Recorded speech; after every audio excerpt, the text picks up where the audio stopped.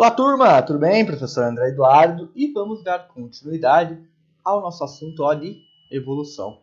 Hoje vamos conversar bastante sobre o neodarwinismo, também conhecido como teoria moderna da evolução ou teoria sintética da evolução. A maneira como nós enxergamos a evolução nos nossos dias é a partir desse ponto de vista. Perfeito? Objetivos da nossa aula. Primeiramente deles, compreender essa teoria e todos os conceitos que ela engloba. Perfeito, turma? Vamos conversar ali sobre algumas pontuações ali que são de caráter fundamental para vocês terem um bom entendimento como um todo do que é o neodarwinismo. Em seguida também, outro objetivo é que vocês saibam como ocorre o fenômeno de especiação, ou seja, de formação de novas espécies. Perfeito? Dois objetivos que eu acredito aí que serão facilmente atingidos após a nossa aula e a resolução dos exercícios que vocês irão ali fazer como atividade. Bom, então o que é a tal da teoria moderna da evolução? Vamos resgatar um pouquinho de alguns conceitos da aula passada sobre darwinismo. Na época de Darwin, quando Darwin ele fez seus estudos, ele escreveu o livro A Origem das Espécies, não se tinha conhecimento da existência dos cromossomos. Então, existiam algumas lacunas na teoria evolucionista de Darwin. Darwin não estava errado, certo? A seleção natural é algo... A seleção natural e a adaptação são fundamentais para a evolução.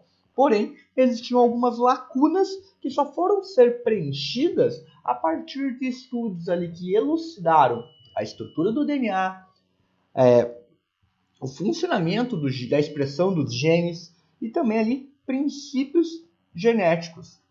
Muitos deles que nós estudamos ali no terceiro bimestre. Então, o neodarwinismo, ou a teoria moderna de evolução, ou a teoria sintética de evolução, ela é pautada nesses 5 conceitos aqui. O primeiro deles é a mutação, certo? O segundo é a recombinação genética. O terceiro, migração, ou as migrações de populações. E deriva genética. Por fim, a seleção natural. Isso mesmo, a seleção natural que Darwin já havia previsto. Visto isso, turma, nós vamos discorrer sobre cada um desses conceitos, com exceção da seleção natural, que foi muito comentado ali na aula passada de Darwin. Então, se você está com alguma dúvida sobre seleção natural, comenta aqui no fórum, que eu estou à disposição para auxiliá-los nessas dúvidas. Então, ficou com dúvida sobre seleção natural? Comenta no fórum aqui que eu vou estar dando um feedback para vocês. Perfeito? Vamos lá, então. O primeiro conceito que é importante nós elucidarmos: mutações. O que é uma mutação? Uma mutação genética, automaticamente já vem na cabeça de vocês. Por quê? Porque, turma, mutações são alterações no DNA, alterações do nosso código genético.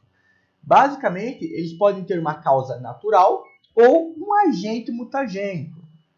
Então vamos pegar aqui, olha o exemplo aqui dessa imagem. Nós temos lá a fita de DNA, a dupla fita helicoidal de DNA.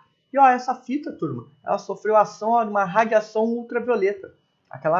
Aquele mesmo tipo de radiação que é responsável ali por ocasionar, muito correlacionado com a formação, o desenvolvimento, melhor falando, do câncer de pele. Então, olha lá, radiação UV atua sobre o DNA e o DNA, ele desempareia, ocorre uma alteração na sua estrutura e com isso pode ocorrer uma troca dessa base nitrogenada que vai ser responsável por uma mutação. Mutações, elas são o principal meio de alteração no código genético. Ela pode ser tanto natural quanto agente mutagênico. Por quê, turma? Pode ser por acaso ali, um agente mutagênico com uma radiação ultravioleta, ou até mesmo durante a sua reprodução do DNA, sua duplicação do DNA, pode acontecer um erro, que ao decorrer da idade não irá ser solucionado. Então, turma, mutações, elas são grandes responsáveis pela variabilidade genética, pois ela vai, algumas, na maioria das vezes, ela desencadeia novas características, seja fazendo com que expresse um novo gene, ou que silencie aquele determinado gene. Mutações, elas são muito correlacionadas ali, por exemplo, com câncer. O câncer, ele é um resultado de uma mutação. Às vezes, por uma ação de um agente mutagênico, ou até mesmo, às vezes, porque o seu DNA, você, quando tem uma idade um pouco mais avançada, você não consegue replicar ele de forma correta. Então, pode ocorrer uma mutação nesse processo. Vale ressaltar, turma, que mutações elas podem acontecer tanto em células somáticas, lembra lá que é célula somática? São todas as células do corpo, menos as sexuais. E as células germinativas também, ou células germinativas aqui é igual célula sexual. Vale ressaltar.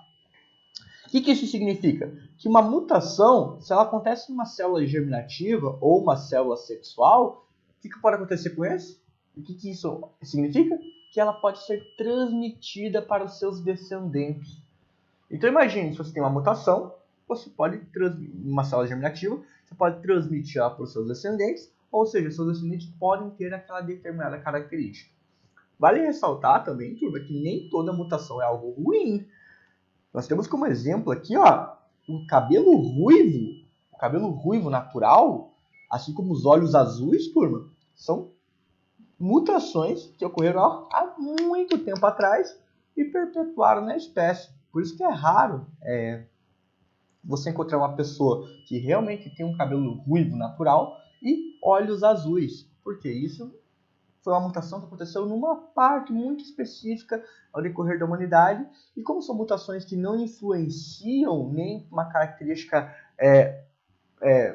a mais ali, no caso, vai dar uma vantagem evolutiva, e também não é um caso de uma parte da população, uma mutação que vai dar um prejuízo para aquele indivíduo, ou seja, vai prejudicar a vida dele no sentido que ele não consiga viver e tal. Esse ponto, então, perpetua até hoje. Olhos azuis e os cabelos ruivos. Outra mutação que também tem ocorrido ao decorrer do tempo é, turma, o siso. Existem pessoas atualmente que estão nascendo sem ter os sisos. Certo? Isso é decorrente também de uma mutação, uma vez que o fato de você ter ou não ter o siso não influencia na moda de vida como nós temos atualmente. Vale também comentar que o fato de você não ter o siso já facilita ali de você fazer a cirurgia de arrancar o siso ali, que quem já passou por esse processo sabe como é um pouco dolorido. Se você não passou ainda, vai passar, confia no professor. Perfeito? Outra mutação que foi muito benéfica para o ser humano, turma, foi a tolerância à lactose. Como assim? Tolerância à lactose, professor? Lactose é um açúcar que tem no leite. E a partir do momento que um indivíduo da espécie humana lá atrás conseguiu desenvolver uma enzima capaz de digerir lactose, nós começamos a ser aptos a ingerir leite, ou seja, ter uma outra fonte de alimento. Então foi uma mutação extremamente benéfica para a nossa evolução. Perfeito? Então, turma, isso são alguns exemplos de mutações que mostram uma variabilidade genética, perfeito, e que também não são mutações ruins. Por isso, é muito importante que vocês tenham associado esse conceito, que mutação não é algo necessariamente ruim ou algo necessariamente bom. Mutação é apenas uma modificação no DNA. E isso acarreta consequências que podem ter prejuízo ou podem ter vantagem, dependendo do ambiente na qual aquele ser vivo se encontra. Perfeito? Visto isso, o segundo conceito que nós temos em mente é são as recombinações gênicas ou a recombinação genética. Turma, o que é a recombinação genética ou recombinação gênica? Durante o processo de meiose, lembra lá? Mitose, meiose. Meiose é o processo que vai gerar células germinativas. Na meiose, nós temos a meiose 1 e meiose 2.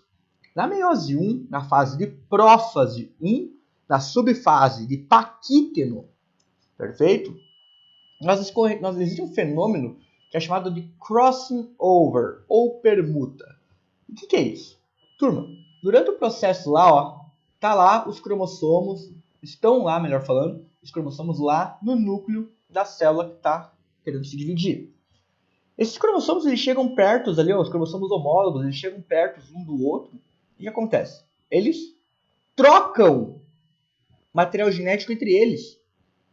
Eles trocam material genético entre eles. Então olha aqui, ó. Azão, azão, bezão, bezão, cezão, cezão. Aqui, azinho, azinho, bezinho, bezinho, cezinho, cezinho. Certo? O que acontece? Ele vai lá, troca o material genético entre eles, de tal maneira que vai gerar, ó, quando esse cromossomo aqui for separado, for formar as 4 células germinativas lá, vai gerar um gameta AB, azão, bezão, cezão, outro gameta azão, bezão, cezinho, outro gameta azinho, bezinho, cezão e um gameta azinho, bezinho, cezinho. Esse fenômeno, chamado de crossing over ou permutação dos cromossomos, ele é fundamental para nós entendermos a variabilidade dentro da nossa própria espécie. Ele é muito importante e ele é o grande responsável por nós também conhecermos a vida como ela é atualmente, dessa maneira como ela é atualmente. Essa variabilidade genética dentro da espécie é graças a esse fenômeno. Não se preocupem com as fases ali, prófase 1 e paquítere, essas palavras que são um pouco mais difíceis, porque isso vocês vão aprofundar muito no primeiro ano do ensino médio ali, quando forem estudar mitose e meiose. O que eu quero que vocês entendam aqui de recombinação genética? Que são basicamente ali o fenômeno de crossing over ou permutação que acontece ali, ó, entre os cromossomos, onde os cromossomos homólogos eles trocam o material genético entre si. Beleza? Próximos dois conceitos. Migrações. Turma, migrações é basicamente ali, ó, uma migração é quando você insere um novo fluxo de genes em um determinado ambiente. Essa imagem aqui, ó, mostra muito bem isso. Você tem uma região onde só tem ali, ó, homozigoto. Azão, azão, azão, azão, azão. Homozigoto dominante, por sinal. E aí chega um grupo de imigrantes, onde nós temos nesse grupo de imigrantes ou um só homozigoto dominante, temos ali alguns heterozigotos e nós temos muitos homozigotos recessivos. O que acontece?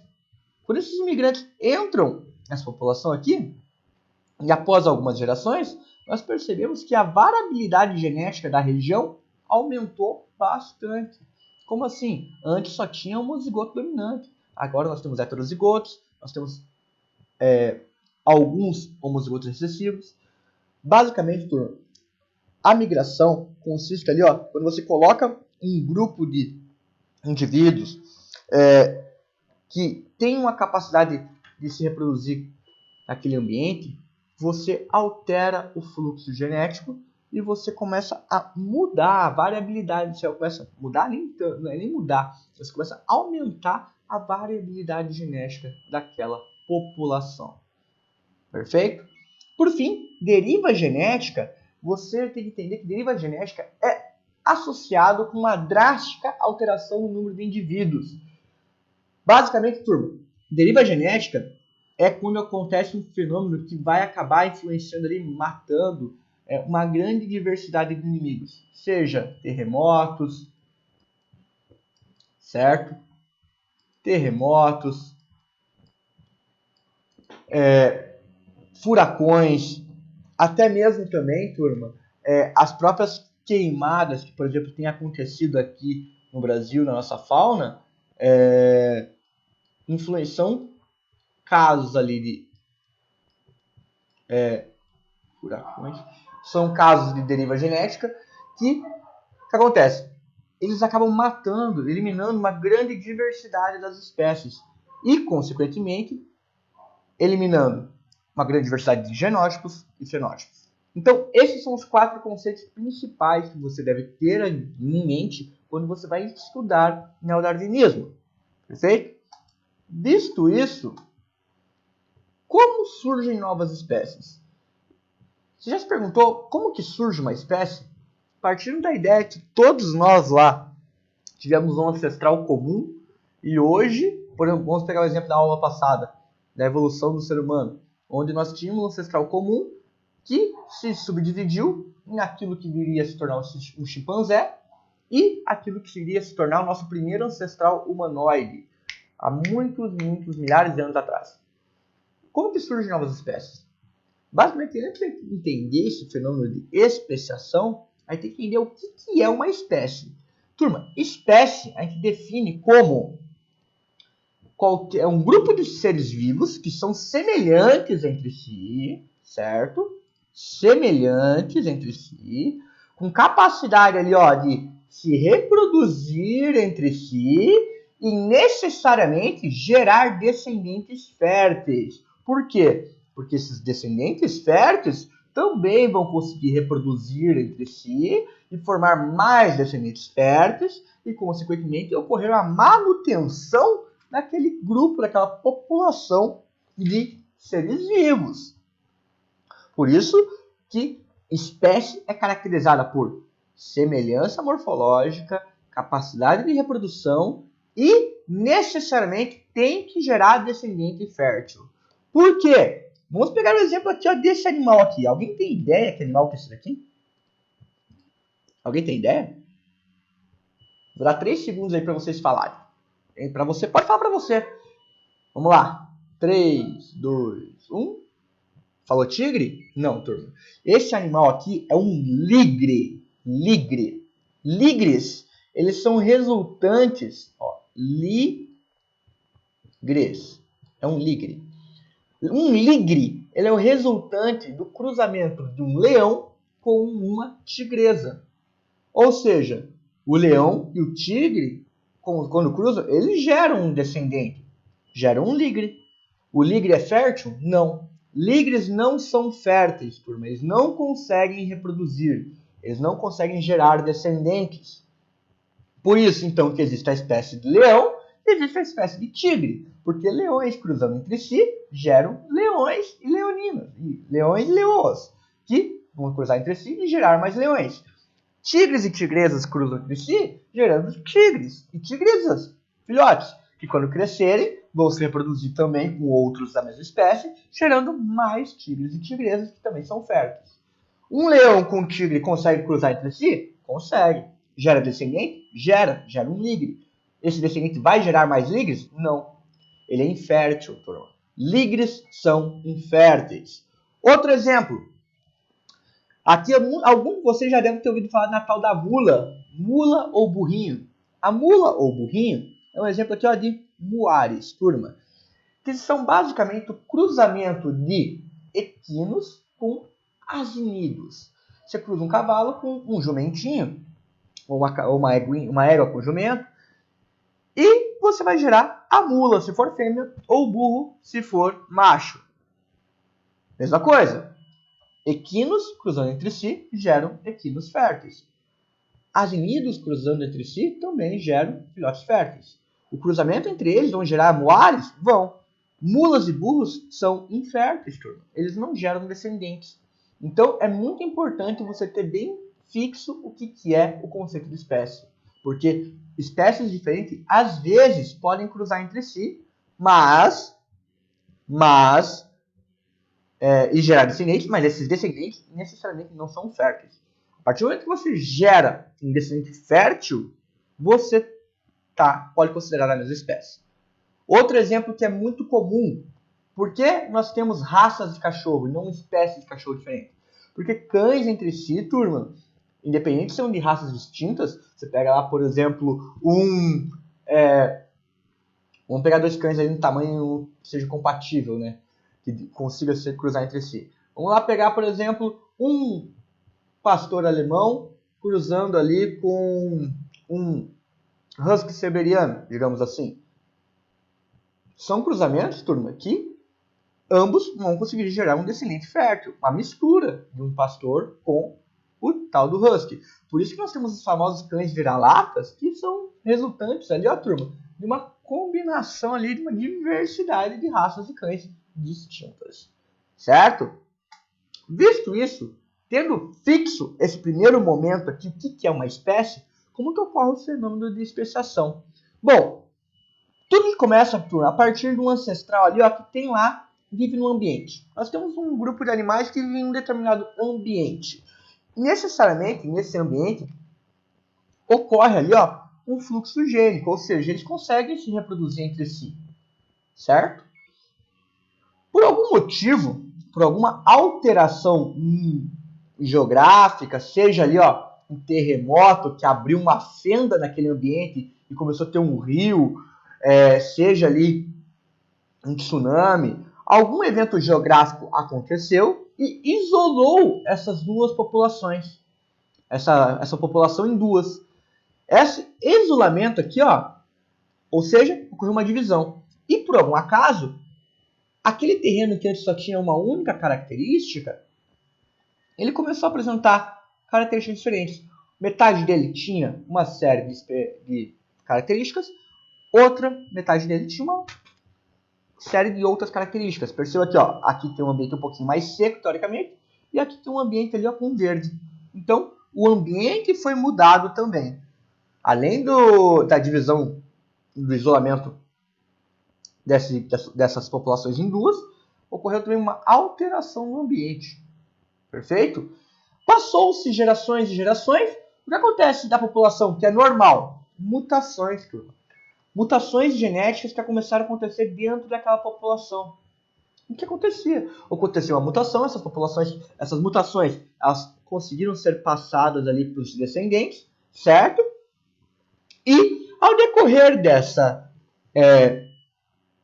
passagem ali, essas mutações, ocorre a seleção natural, ou seja, existem mutações que vão favorecer indivíduos permanecerem naquele ambiente, existem mutações que vão prejudicar, de tal maneira então que o indivíduo mais adaptado ele consegue perpetuar ali e gerar descendentes que vão conseguir estar ali mais adaptados e gerar mais descendentes. Consequentemente, você nota um aumento populacional naquela determinada região. E por algum motivo depois, muitos e muitos anos depois, aquela barreira geográfica, turma, ela é desfeita.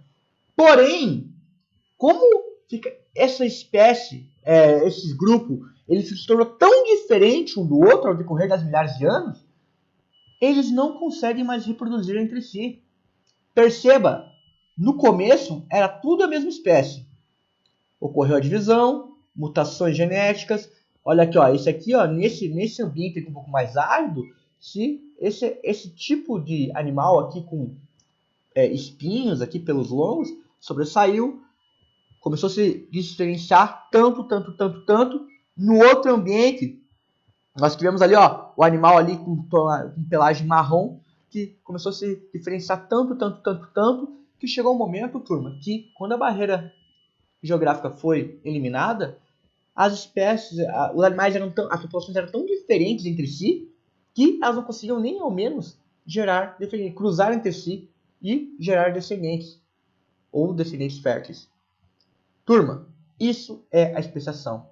É por isso que quando a gente fala de evolução, nós tivemos um ancestral comum lá atrás, ao decorrer das milhares de anos, por motivos que acontecem no ambiente natural e envolvendo ali, como eu falo, esses motivos, barreiras geográficas, acidentes, como terremotos, como eu já disse, separa aquela população, a população ocorre mutações, essas mutações, o ambiente novo vai selecionar as mutações mais adaptáveis, e ao decorrer de milhares de anos, aquelas mutações, como são mais adaptáveis, vão se perpetuar, e vai chegar um momento que nós teremos ali, turma, duas espécies completamente distintas uma das outras, certo?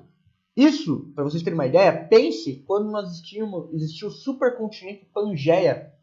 Lembra lá? No início da Terra, nos primórdios da Terra, todos os continentes eram um supercontinente chamado Pangeia. Olha o que aconteceu. Ocorreu a separação dos continentes. E, consequentemente, isso influenciou? Óbvio. Muitos dos ancestrais comuns que nós tínhamos lá atrás foram selecionados, ambientes novos surgiram, as próprias mudanças climáticas da Terra e acontecimentos no nosso planeta selecionaram a gente e selecionaram os mais adaptáveis, perfeito? De tal maneira que hoje nós temos essa diversidade de espécies. Isso é o fenômeno de especiação. Perfeito? Se ficar com alguma dúvida a respeito sobre essa temática, turma, pergunta aqui no fórum. Não deixe de perguntar. Beleza? E como que as espécies desaparecem? Basicamente, o fenômeno de extinção de uma espécie ela é acarretada por 3 principais fatores. O primeiro deles, turma, o primeiro fenômeno de extinção é por destruição do habitat. Uma vez que você destrói o terreno, o habitat da qual aquela espécie ela é extremamente adaptada para aquele habitat, certo? Se o terreno que ela estava adaptado é destruído, ela não está adaptada a outro terreno. Isso pode sim agravar o quadro de reprodução dessa espécie, de tal maneira que ela vai ser extinta, corre risco de extinção. Outro exemplo, tráfico de animais. Não só o tráfico de animais, como de partes de animais. Muitos animais morrem por causa dessa prática que é horrível. Muitos animais são assassinados, como é o caso ali do rinoceronte negro, que ele foi assassinado ficou extinto devido a assassinatos em busca do seu chifre, certo? É o caso que acontece com alguns elefantes na África também, onde as pessoas matam elefantes em busca do marfim. E o tráfico de maneira geral ali, que animais ficam doentes e morrem por essa prática. Outro fenômeno que também contribui para a extinção de animais é a introdução de espécies exóticas. Como assim?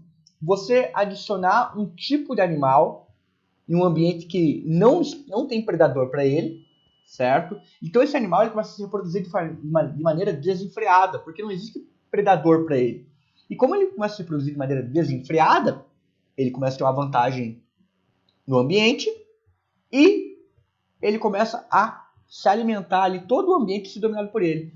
Consequentemente, outros animais que estavam naquele ambiente, que possuem predadores, não conseguem concorrer com esse tipo de espécie.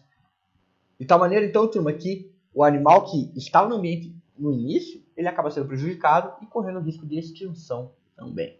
Então, 3 fatores que contribuem para a extinção: destruição do habitat, tráfico de animais e de produtos de origem animal, como marfim, por exemplo, e introdução de espécies exóticas.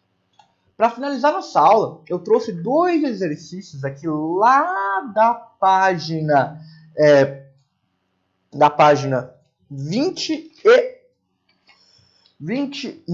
página 12 e o outro da página 13, onde nós vamos resolver ele rapidamente aqui para fixar um pouquinho de tudo que nós conversamos nessa aula.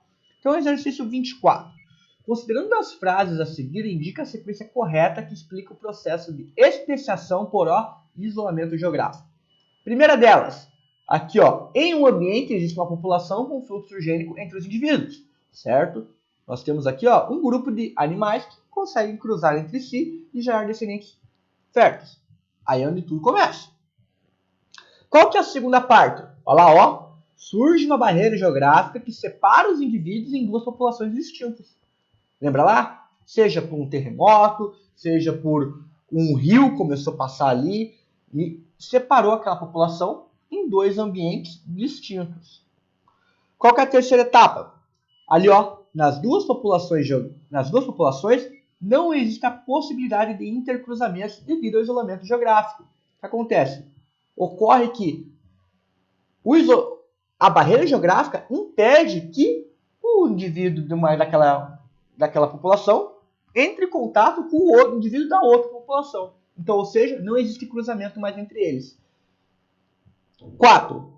Após a passagem de tempo, as populações acumulam diversificações específicas, seja por mutações, seja por recombinação genética, perfeito? Mas principalmente aqui por mutações. 5. Vamos lá, temos ali a C e a F. Formam-se 2 novas espécies diferentes entre si? Ainda não. 5. Muito tempo depois, as 2 populações que eram da mesma espécie se encontram, intercruzam, mas não geram mais indivíduos férteis, representando um isolamento reprodutivo. E por fim, formam-se 2 novas espécies diferentes entre si. Então essa é a ordem. Esse exercício aqui ele enquadra muito bem o fluxo, quase que um fluxograma de como que ocorre a especiação. Então, se fica com dúvida, dá uma olhada nessas etapas aqui e também pergunta lá no fórum que eu vou estar à disposição para responder. Próximo exercício aqui da MS Camp, Espírito Santo. A teoria mais moderna da evolução, ou teoria sintética da evolução, incorpora conceitos os quais eram até então desconhecidos pelos evolucionistas da época, como o naturalista Charles Darwin. Os conceitos incorporados são a mutação, mutação sim. Seleção natural? Não. Seleção natural, Darwin já falava de seleção natural. B. Mutação? Opa, mutação sim. Adaptação das espécies? Não. Adaptação das espécies, Darwin também já falava. C. Mutação? Opa, mutação sim. Recombinação gênica? Sim, também. Logo, alternativa C de correto. Mutação, recombinação gênica, migração, deriva genética e seleção natural são 5 conceitos que englobam o neodarwinismo. Perfeito? No caso aqui, darwinismo, apenas seleção natural e adaptação de espécies. O neodarwinismo leva em consideração os outros 4 que nós comentamos ao decorrer da aula. Para casa, apostila de ciências, exercícios do 1 ao 10, das páginas 23 e 24, e o caderno de atividades, exercícios do 15 e 16, da página 9. Ali, ó, 12 exercícios tranquilinhos para vocês resolverem e praticarem. Perfeito? Turma, muito obrigado pela atenção. Agradeço bastante. Qualquer dúvida, não se sintam acuados em perguntar, seja no fórum ou seja na produção acadêmica. Grande abraço, professor André, e até a nossa próxima aula.